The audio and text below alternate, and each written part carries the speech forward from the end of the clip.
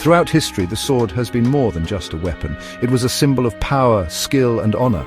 From the deserts of Persia to the icy fjords of Scandinavia, these blades shaped empires and forged legends. Here are 20 of the most iconic swords in history, who wielded them, how they struck, and why they mattered. Used by knights and nobles from the 13th to 17th century, the European longsword was a battlefield staple.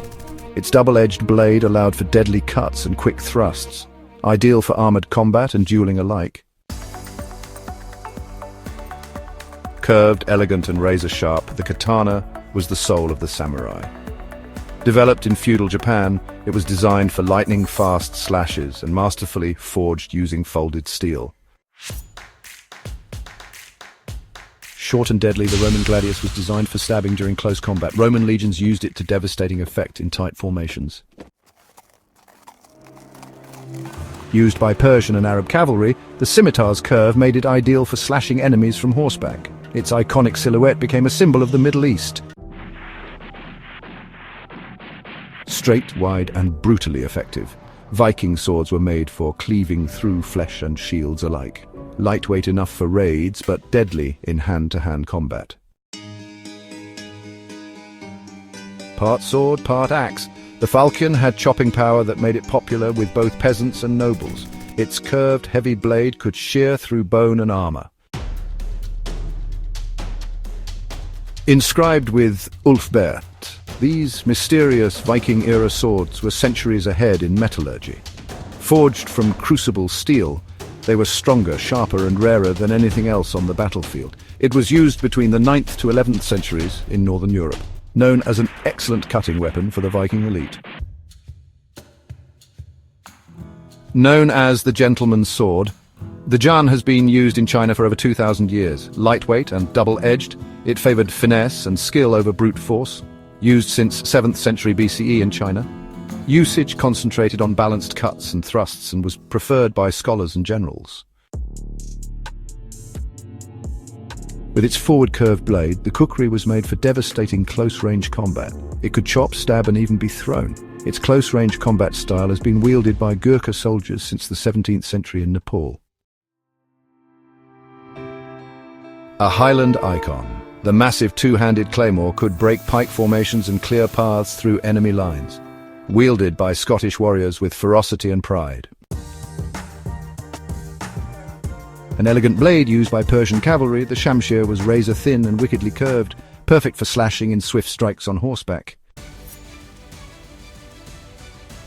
The single-edged dao, China's sabre, was favored by soldiers for centuries. Powerful in slashes, yet agile in duels, it became known as the general of all weapons.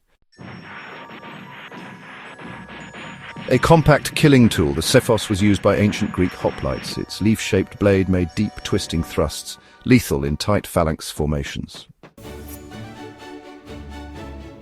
Long, elegant, and precise, the rapier was built for thrusting. It dominated duels and street fights in Renaissance Europe, favoring speed over strength. Used by cavalry from Napoleon to the American Civil War, the sabre was curved for slashing at speed. One strike could unhorse a foe. This Egyptian sickle sword was perfect for hooking shields and slashing limbs. Carried by New Kingdom warriors and pharaohs alike. Since the 2nd millennium BCE in Egypt, its combat style consisted of hooking and slashing Kopesh. Efficiency was a must for Egyptian soldiers. A massive big knife from Germany, the Messer combined the brutality of a cleaver with the technique of a sword. It was the working man's weapon, born out of Germany between the 14th to 16th centuries. Known for their brutal slashings, it was used by mercenaries. Older than the katana, the Tachi was worn edge-down by mounted samurai. It cut wide arcs from horseback, making it ideal for cavalry charges. Similar to the katana but worn edge-down, it was favored for mounted slicing. The Estoc was a narrow thrusting blade designed to pierce armor. It had no edge, just one deadly point used to exploit weak spots in full plate. Emphasized thrust and armor penetration. It was used during the 14th to 16th centuries by knights. twice the size, twice the impact. The Zweihander was a two-handed sword used to break enemy formations and scatter pikes. Only the strongest could wield it. Preferred for line-breaking sweeps, it was used by the German Doppelsoldners in the 16th century. Forged in fire, carried into war, honored in legend, these swords changed history one swing at a time. Which one would you carry into battle? Like and subscribe for more informative videos.